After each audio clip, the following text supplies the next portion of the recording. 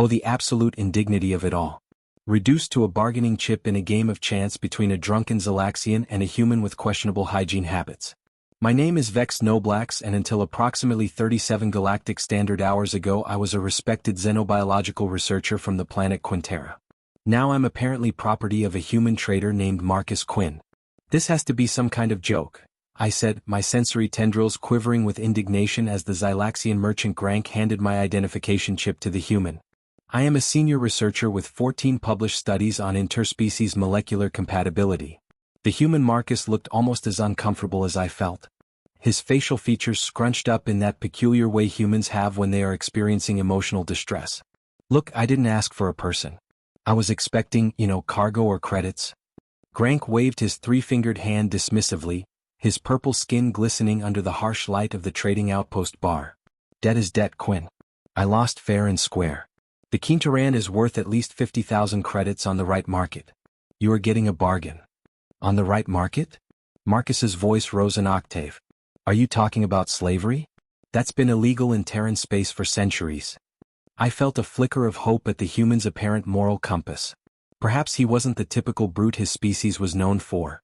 Grank snorted, a disgusting sound that involved all three of his nostrils. Not slavery. Indentured servitude. Perfectly legal in the Outer Rim. The Quintaran signed a research contract with my company. The contract is now yours. I most certainly did not sign up for transferable ownership, I protested, my voice modulator clicking rapidly in anger. The agreement was for a 3-cycle research expedition. Read the fine print, tentacle face, Grank sneered. Section 7, paragraph 12. All contractual obligations may be transferred to third parties at the discretion of Xylax Trading Incorporated. Your contract now belongs to Quinn here. Marcus ran his hands through the strange keratin filaments that sprouted from his head. Hair, I believe they call it. This is ridiculous. I don't want to own anyone's contract. Too bad, Grank said, standing up. Deal's done. No refunds, no exchanges. Enjoy your new assistant. With that, the purple blob of a merchant waddled away, leaving me alone with my new owner. We stared at each other across the grimy table. I took the opportunity to study him more closely. Humans aren't common in the Outer Rim, but I'd studied their physiology extensively. This specimen appeared to be male, approximately 30 to 35 Earth years in age, with darker skin than many of his species and those peculiar expressive eyes humans are known for. His clothing was worn but clean, unusual for a trader in these parts. So, he finally said, I'm Marcus. Yes, I gathered that much during your game of probability manipulation, I replied dryly. I am Dr. Vex Noblax, senior researcher of comparative xenobiology at the Quintaran Science Academy. That's quite a title. Yes, well, I didn't expect it to be reduced to human's pet alien quite so quickly in my career. To my surprise, Marcus laughed. A genuine laugh, not the nervous kind most species exhibit when confronted with a Quintaran. We are not exactly known for our aesthetic appeal to humanoids, what with our blue-green exoskeleton and multiple sensory tendrils. Look, Dr. Noblax, I have no intention of treating you as property. This whole situation is just a misunderstanding. We'll go to the nearest Galactic Administration office and get your contract nullified. I blinked all 4 of my eyes simultaneously, a gesture of surprise in my culture. You would do that? Just let me go. Of course. Humans don't keep sentient beings as property. Not anymore anyway. He grimaced. We had a bad phase with that a few centuries back. I'd read about that in the historical archives. Humans were fascinating in their capacity for both tremendous cruelty and extraordinary kindness, often within the same historical period. Well, I appreciate your ethical stance, but I'm afraid it's not that simple, I explained. The nearest Galactic Administration office is on Proxima Station, 3 sectors away. And without a valid travel permit, which Grank confiscated when he lost me to you, I can't board any registered transport. Marcus frowned. That's problematic. My ship isn't exactly registered for passenger transport. Let me guess. Smuggler? I prefer independent logistics specialist. How charmingly euphemistic. He grinned, showing those flat, omnivorous teeth that always made Quintarans slightly nervous. Look, my ship's docked nearby. Why don't we go there and figure this out? It's not safe to discuss this in the open. Grank has friends. The kind that might not like him giving away valuable assets. And I considered my options, which were embarrassingly few. Stay here and risk being reclaimed by Grank or one of his associates, or trust this human smuggler who at least claimed to want to help me. Very well, Marcus Quinn. Lead the way to your vessel of questionable registration. The human ship, the Lucky Star, was exactly what I expected from a small-time smuggler. Patched-together systems, questionable modifications, and just enough legitimate cargo to maintain a facade of honest trading. What I didn't expect was how meticulously clean it was inside. You keep a surprisingly sanitary vessel for a human, I noted as he showed me around the compact craft. Thanks, I think. He raised an eyebrow. Is that a common stereotype about humans? That we're dirty? Oh yes, along with being unnecessarily loud, overly emotional, and having a bizarre fascination with consuming toxic substances for recreation.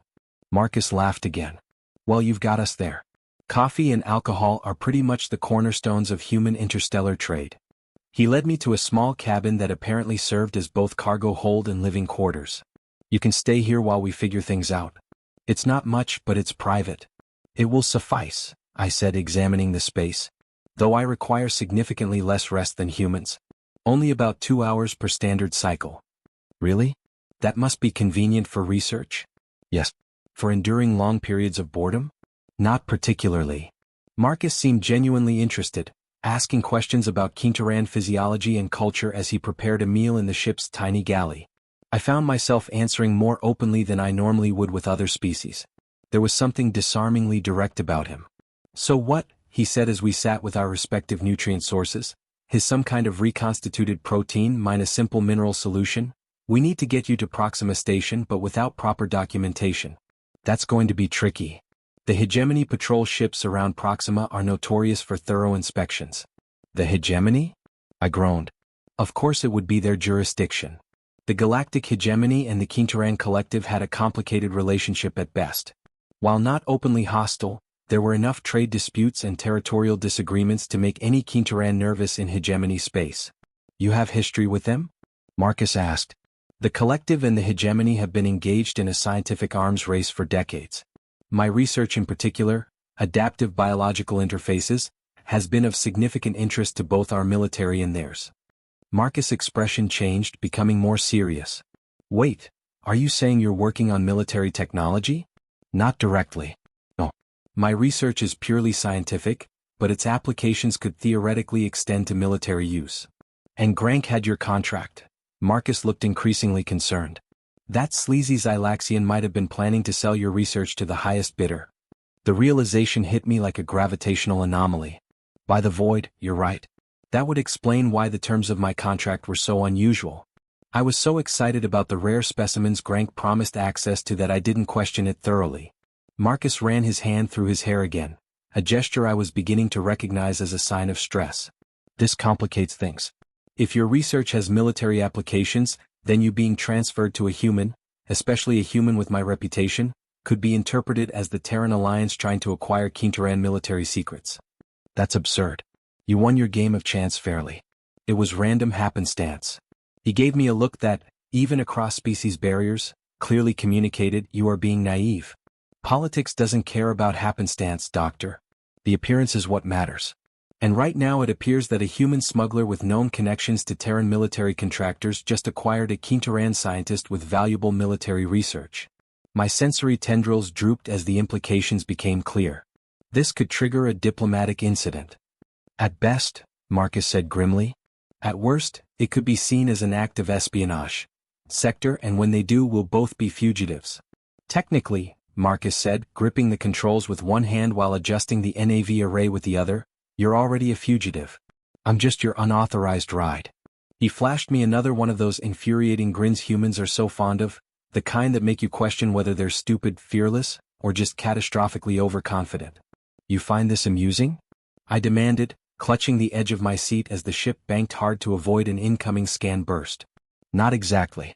But when the universe hands you a priceless xenobiologist with top-secret military-adjacent research in a game of space poker, you either fold and die or play your hand like hell. I stared at him, utterly bewildered. That isn't even a metaphor. Sure it is. You're the hand. I'm the guy not folding. Look, I'll explain later. A proximity alarm shrieked and Marcus let out a low whistle. They're launching intercept drones. That's a new one. How are you not panicking? I shouted. I am panicking, he shot back. I just don't have time to show it properly. The Lucky Star dove into a dense asteroid field just outside the outpost perimeter. I caught glimpses of jagged rocks spinning past the viewport, far too close for comfort. But Marcus flew like he knew the chaos, every twist and turn like second nature. I had to admit, grudgingly, that he wasn't entirely incompetent. The comm crackled again. Unregistered vessel, you are in violation of Code 973B of Interstellar Transit Law. Cease your course or face destruction. Marcus flipped the channel off with one finger. I hate Code 973B, he muttered. Always ruins the mood. Mood? I snapped. We are being hunted like fugitives. You keep saying we, document starting to warm up to me? I didn't dignify that with a response. Mostly because I wasn't sure. After 20 harrowing minutes of evasive maneuvers, we finally burst clear of the asteroid belt. The patrol ships were nowhere in sight, either lost in the rocks or unwilling to risk further pursuit. Marcus eased back on the throttle and let out a long breath. All right. That should buy us a few hours. I exhaled slowly, realizing I'd been holding my breath, well, the Quintaran equivalent, for the better part of the escape. You're out of your mind, I said, straightening my posture. Maybe, Marcus replied. But now you're not in a cage or a lab. You're free. Or, you will be once we get to Vega Minor. I regarded him carefully. Why are you doing this? Really? He didn't answer right away. He flicked a few switches, set a course, then finally looked at me. Because, he said softly, I've seen what happens when people like Grank get their hands on science they don't understand. It never ends well. There was a weight behind his words. A past, perhaps. Secrets. I made a mental note to probe further when we weren't fleeing for our lives. Thank you, I said reluctantly. For not folding. He smiled. A real one this time. Don't mention it, document. We're in this together now. Might as well play to win. As the Lucky Star jumped to faster-than-light speed, I stared out the viewport into the swirling tunnel of hyperspace. Somewhere out there, Vega Minor awaited. Along with forged papers, political minefields, and the faint hope of reclaiming my independence. And beside me, a reckless, oddly principled human who'd gambled on a life he barely understood, and might just save mine in the process.